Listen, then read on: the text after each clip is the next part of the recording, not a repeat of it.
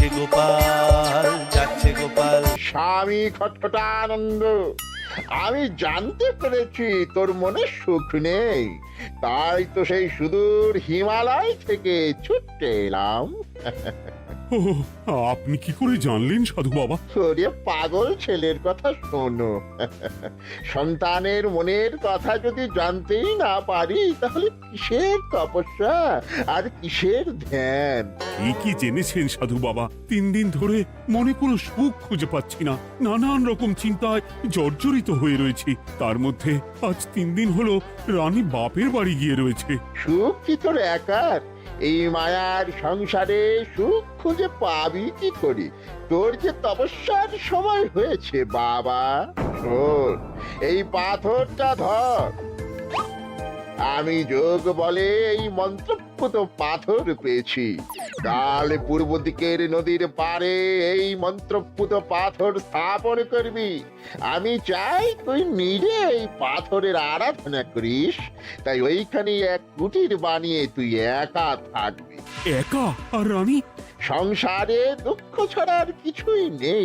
তোর আসলে সুখ লুকিয়ে আছে ওই মন্ত্রপুত পাথরে। এই পাথর তোর মনে সুখ ফিরিয়ে আনবে আর এই গোটা রাজ্যে শান্তি বজায় রাখবে। ঠিক আছে বাবা।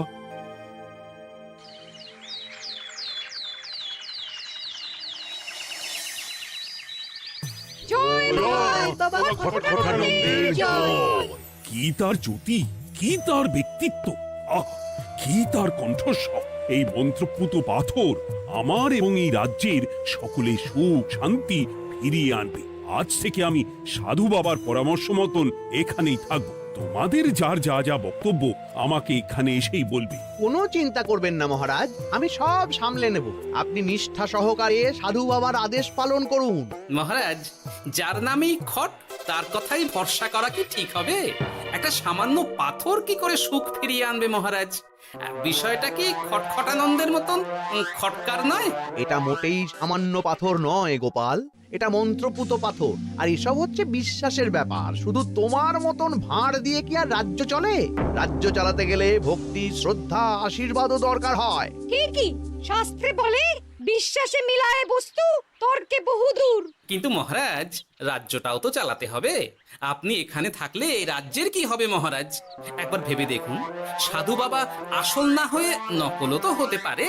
দেখো গোপাল, তোমার যদি মনে বিশ্বাস না থাকে তাহলে আমি বলবো তুমি আর এখানে এসো না। তবে সাধু বাবার নামে কোনো বাজে মন্তব্য আমি শুনবো না। আমি চাই না আমার এই অবিশ্বাসের কারণে আমার রাজ্যের কোনো ক্ষতি হোক। আর আমি এই রাজ্যের মন্ত্রী, আমি থাকতে তোমাকে রাজ্য নিয়ে বেশি ভাবতে হবে না। তুমি এখন যাও তো গোপাল, যাও। মহারাজকে আর বিরক্ত করো না। পাল না থাকলে এ রাজ্যের কিছুই এসে যাবে না। আমরা থাকতে নাকি ভাঁড় চালাবে রাজ্য? আচ্ছা, ঠিক আছে, দেখা যাক। তাহলে আসি মহারাজ। হ্যাঁ হ্যাঁ, এসো এসো।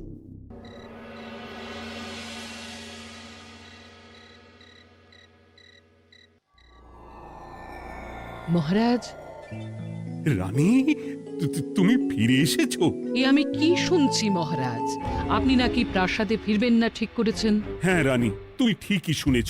আমি আর প্রাসাদে ফিরবো না। আমি এখানে থেকে ওই মন্ত্রপুত পাথরের আরাধনা করব। কে না কে এসে আপনাকে বলল আর আপনি প্রাসাদ ছেড়ে এই কুটিরে থাকবেন? আপনার শরীর খারাপ করবে মহারাজ, আপনি ফিরে চলুন। কে না কে নয় রানী, স্বামী খটখটানন্দ খুব বড় সাধু। উনি যোগ বলে আমার দুঃখের কথা জানতে পেরে সেই হিমালয় থেকে ছুটে এসেছেন আমাকে ওই পাথর দিতে। তুমি আমায় ফিরতে জোর করো না রানী। আর আপনার রাজ্য, আপনার প্রজারা, তাদের কি হবে মহারাজ? সে নিয়ে তুমি ভেবো না রানী, আমি এখানে বসেই মন্ত্রীকে দিয়ে সবটা সামলে নেব। তাহলে আমিও আপনার সাথে এখানে থাকবো। আপনাকে ছাড়া আমি প্রাসাদে ফিরবো না। তা হয় না রানী, সাধু বাবা আমাকে একা থাকতে বলেছেন। এসব ধ্যান যোগ আরাধনা একা করতে হয়। গোপাল সবটা জানে মহারাজ। আহ, আমার সামনেও নাম করবে না রানী। গোপালের কত বড় সাহস তুমি ভাবো একবার। ও বলে সাধু বাবা ভণ্ডও হতে পারে। আমার তখন ইচ্ছা করছিল ওর মাথার যে কটা চুল আছে সেটাও ছিঁড়ে নিতে। না না, আমি আর গোপালের মুখ দেখতে চাই না। আপনি উত্তেজিত হবেন না মহারাজ, আপনি বিশ্রাম করুন, আমি আবার কাল আসবো।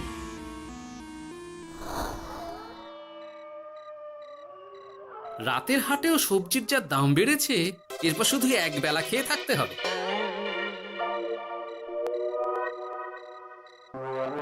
হে ভোলা, বাড়ি না গিয়ে এখানে বসে আছো কেন? দুঃখের কথা কি আর বলবো তোমায় গোপাল দাদা। বলোই না, শুনে দেখি। সামনে বর্ষা আসছে, বাড়ির ছাদটাও মেরামত না করলেই নয়। কিন্তু আমার কাছে তো এখন এত টাকা নেই, তাই ওই গিন্নির সাথে পরামর্শ করে গেলাম মহারাজের কাছে সাহায্য চাইতে। থামলে কেন, পুরোটা বলো। কি আর বলবো গোপাল দাদা, মহারাজের উত্তর শুনে আমি তো অবাক। সবই তো বুঝলাম ভোলা, কিন্তু আমার যে কিছুই করার নেই। সাধু বাবা বলেছেন আজ থেকেই রাজ্যের সব সুখ দুঃখের দায়িত্ব ওই মন্ত্রপুত পাথরে। তুমি চিন্তা করো না, এক কাজ করো, তোমার সমস্যার কথা গিয়ে ওই মন্ত্রপুত পাথরের কাছে জানাও। আর তোমরাও আজ থেকে তোমাদের যা চাওয়া পাওয়া আছে সব গিয়ে ওই পাথরকে জানাবে। যা করার পাথরই করবেন। একবার যদি ওই সাধুকে হাতের কাছে পাই না, তাহলে ওই পাথর দিয়েই বেটার মাথা ফাটাবো। কিছু বললে গোপাল দাদা? না, কিছু বলিনি। যাও, তুমি বাড়ি যাও, চিন্তা করো না, দেখি কি করা যায়।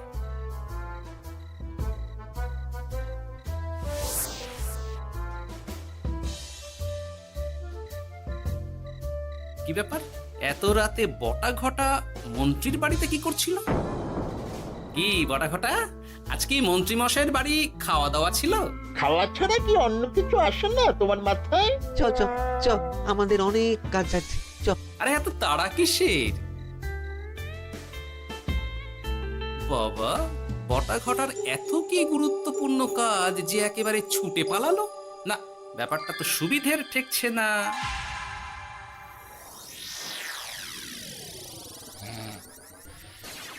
রাজা কৃষ্ণচন্দ্র, ওঠ বাবা, আমি এসেছি। সাধু বাবা, আপনি এসেছেন? কেমন আছিস বাবা? ভালো আছি বাবা, তবে মনে এখনো পুরোপুরি সুখ খুঁজে পাইনি। সুখ কি তোর একার? কি করে সুখ পাবি বাবা? এখনো তো তুই তোর সব আসক্তি থেকে মুক্ত হতে পারিসনি। আর কি কি করতে হবে আমায় বলে দিন বাবা। একটা কাজ বলবো, করতে পারবি? বলুন বাবা, আপনি যা বলবেন আমি তাই করব। এই রাজপাট তুই ছেড়ে দে, এসব থেকে নিজেকে মুক্ত করে তুই তোর সাধনায় মন দে, দেখবি তার ফল তুই পাবি। কিন্তু তাহলে রাজ্যের কি হবে? কে দেখবে সাধু বাবা? কেন, তোর মন্ত্রী? ওর থেকে ভালো লোক তুই আর পাবি না। ওই হচ্ছে তোর আসল শুভাকাঙ্ক্ষী, আমি যোগ বলে জানতে পেরেছি। আচ্ছা, তাই হবে। আর আর ওই গোপালটাকে যদি পারেন একটু সাহায্য করবেন বাবা।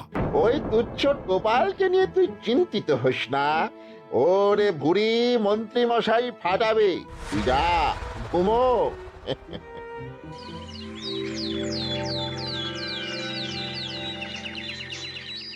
শোনো শোনো শোনো, আজ থেকে মহারাজ কৃষ্ণচন্দ্রের আদেশে এই রাজ্যের ভার এই রাজ্যের মন্ত্রীর।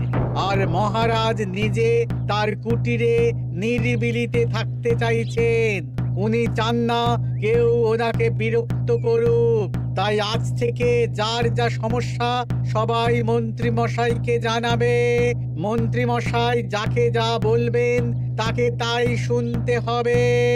শোনো শোনো শোনো। না, মহারাজকে থামাতেই হবে, না হলে বড় বিপদ হয়ে যাবে। যাই।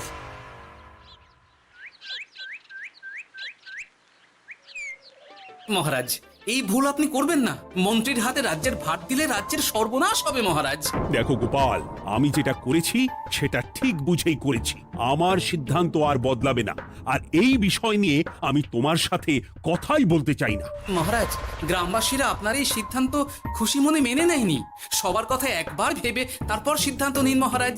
একজন বাইরের লোকের কথায় কোনো সিদ্ধান্ত নেবেন না দয়া করে। গোপাল, তুমি যদি সাধু বাবার সিদ্ধান্তে প্রশ্ন তোলার চেষ্টা করো তাহলে আমি বাধ্য হব মন্ত্রীকে বলে এই রাজ্য থেকে তোমায় বিতাড়িত করতে। একজন সেই হিমালয় থেকে আমাদের উপকার করতে এলো আর তুমি তার বিরুদ্ধেই কথা বলছো। ছি ছি গোপাল, ছি। মজা কি মজা, শুধু মুদ্রা, শুধু মোহর, যেদিকে তাকাবো শুধু সোনার মোহর আর সোনার মোহর। তুমি কি পাগল হয়ে গেলে? এখনো হয়নি গিন্নি, তবে তবে এবার সত্যি সত্যি হয়ে যাব। এত সোনার মোহর একসাথে হাতে পেলে কেউ কি সুস্থ থাকতে পারে? আর বেশি দিন বাকি নেই যখন কৃষ্ণনগরের কোষাগারের মালিক হব আমি। আর মহারাজ, মহারাজকে ছেড়ে দেবেন? চিন্তা নেই, মহারাজ কিছুই করতে পারবেন না। তিনি এখন সাধু বাবার আদেশে পাথরের আরাধনায় ব্যস্ত। আর প্রহরীরা, তারা কিছু বলবে না? প্রহরীরা তো এখন আমার গোলাম। মন্ত্রীমশাই, মন্ত্রীমশাই, আমরা এসেছি। ওই তো ওরা চলে এসেছে। ওরা কি করবে? ওরাই তো কোষাগার লুট করতে আমায় সাহায্য করবে। রাজ কোষাগার হবে শুধু আমার, আমার, আমার।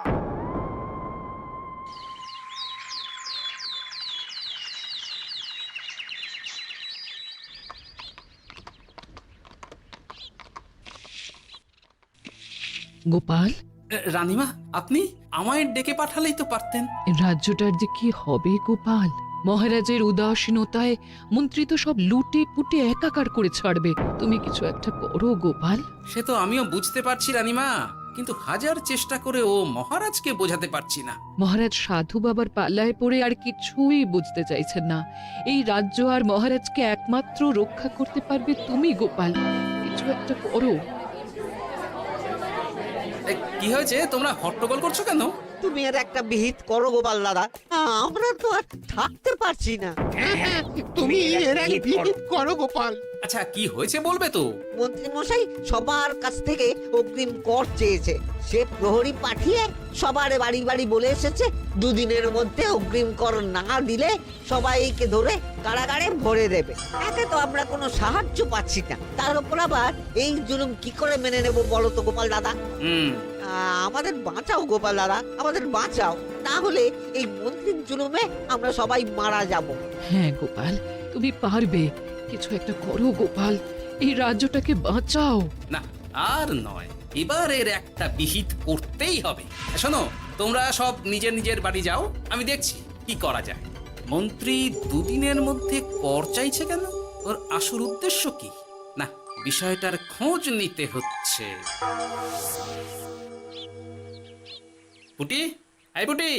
গোপাল দাদু, তুমি? শোন, একটা কাজ আছে বুঝলি, বটা ঘটার উপর নজর রাখতে হবে। পারবি তো? হ্যাঁ হ্যাঁ দাদু, এটা আর কি এমন কাজ? এই তোর হাতে ওটা কি রে? ও এটা পুতুল, বাবা এনে দিয়েছে। পাথরটা খুব চেনা চেনা লাগছে, কোথায় যেন দেখেছি। কোথায়? রে, সাধু বাবার দেওয়া পাথর। আর এটা একই পাথর মনে হচ্ছে। এই তোর বাবা এটা কোথায় পেয়েছে রে? তা তো জানি না, তবে শুনেছি পাশের গ্রামে। বাহ, পাথরগুলো দেখতে তো খুব সুন্দর। এই সব পাথর তোমার? আজ্ঞে হ্যাঁ, আমি এই পাথরের মূর্তি বানাই। এই পাথর কি তুমি বিক্রি করো? না না, শুধু পাথর তো বিক্রি করি না। এটা কি? ও, ওটা ওটা আমি আমার সব পাথরের একটা চিহ্ন দিয়ে রাখি। এতে বোঝা যায় যে এই পাথরের মূর্তি আমার তৈরি। বাহ, চমৎকার কাজ করেছো। তোমাকে যে কি বলে ধন্যবাদ দেব তুমি জানো না। কৃষ্ণনগরের কত বড় উপকার তুমি করলে। গোপাল দাদু, ও গোপাল দাদু, গোপাল দাদু, গোপাল দাদু। কি ব্যাপার, এত সকাল সকাল? ভালো খবর এনেছিস মনে হচ্ছে। শুধু ভালো নয় দাদু, একেবারে গরম খবর। দাদু, রহস্য আমরা ফাঁস করে ফেলেছি দাদু। বলিস কি রে? শুনি শুনি। কাল রাতে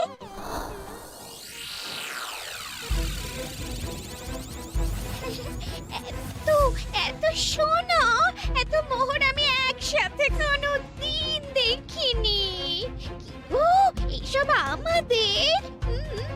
হ্যাঁ গিন্নি, হ্যাঁ, এই সব আমাদের, সব।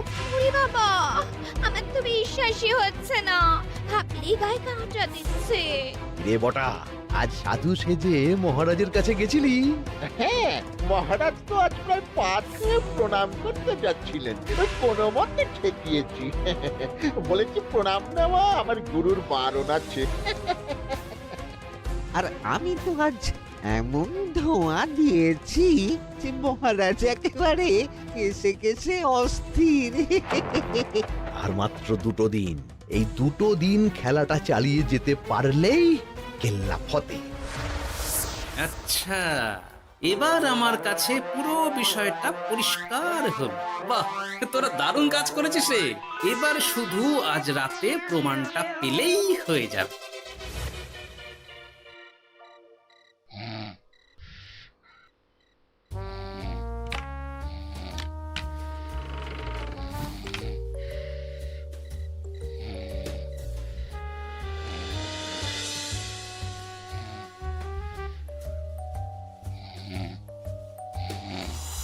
এই তো একে একে 2 মিলে যাচ্ছে। বাবা বাবা বাবা, এবার খেলা জমবে।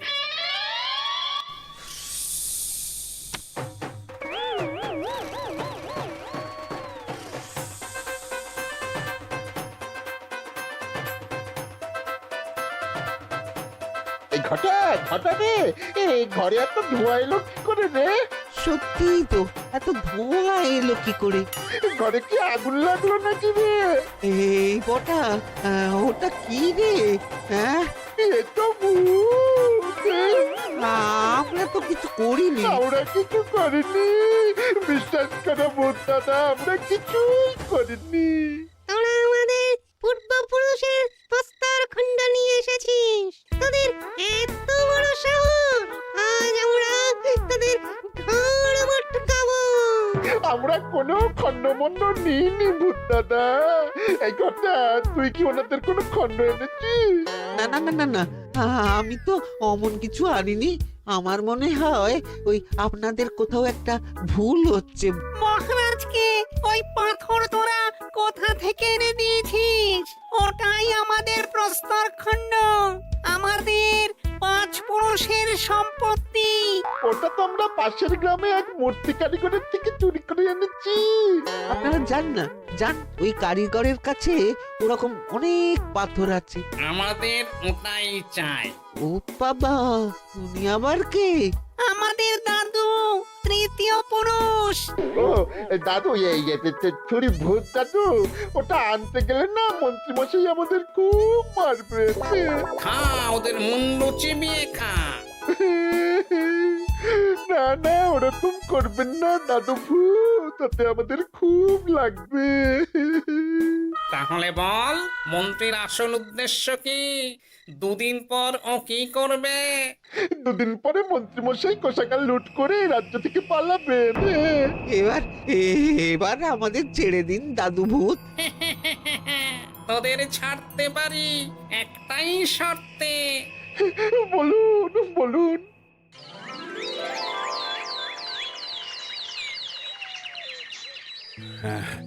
রাজ্যের পরিস্থিতি কি?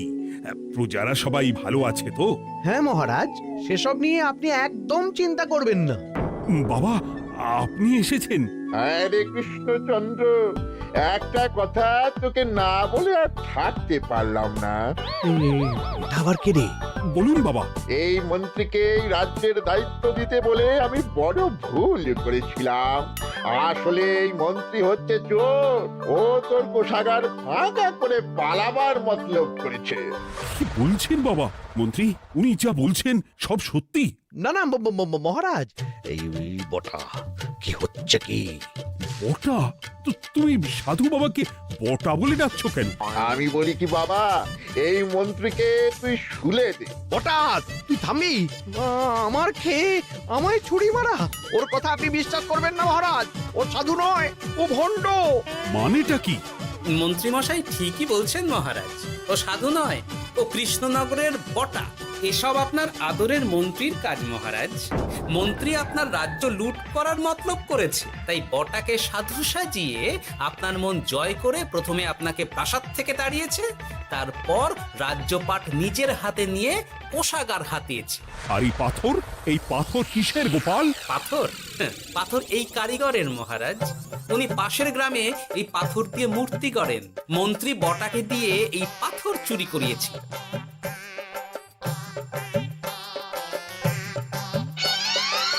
ওই পাথর আমার মহারাজ। আমি তোমায় ছাড়বো না মন্ত্রী, তোমায় আমি শুলে দেব। প্রহরী, প্রহরী! কেউ আসবে না মহারাজ, প্রহরীরা এখন আমার কথা ছাড়া আর কারুর কথা শুনবে না। আমি এখন আপনাদের সামনে দিয়ে আপনার কোষাগার নিয়ে চলে যাব, আর আপনারা শুধু দাঁড়িয়ে দাঁড়িয়ে দেখবেন। ওই রে ন্যাপলা পুঁটি গুলটে মন্ত্রীকে বেঁধে ফেল। এত সোজা নয় গোপাল, দেখবে? প্রহরী, প্রহরী! চেঁচান চেঁচান, আরো জোরে চেঁচান, কিন্তু ফল হবে না। আপনার প্রহরীরা সব গ্রামবাসীর হাতে বন্দী। আমায় ছেড়ে দিন মহারাজ, আমার ভুল হয়ে গেছে, এমন ভুল আমি আর করবো না মহারাজ, আমায় ছেড়ে দিন। ছেড়ে দেব? তোমার ব্যবস্থা আমি করছি। কিন্তু গোপাল, আমার মনের সুখের কি হবে? আমি কি আর সুখী হতে পারবো না? কেন পারবেন না মহারাজ? রাজার আসল সুখ তো তার প্রজার সুখে। একদম ঠিক কথা বলেছে গোপাল, প্রজার সুখেই রাজার সুখ। ঠিক গোপাল, ঠিক। তুমি না থাকলে যে আমার কি হতো? জয় গোপালের জয়। জয় গোপালের জয়।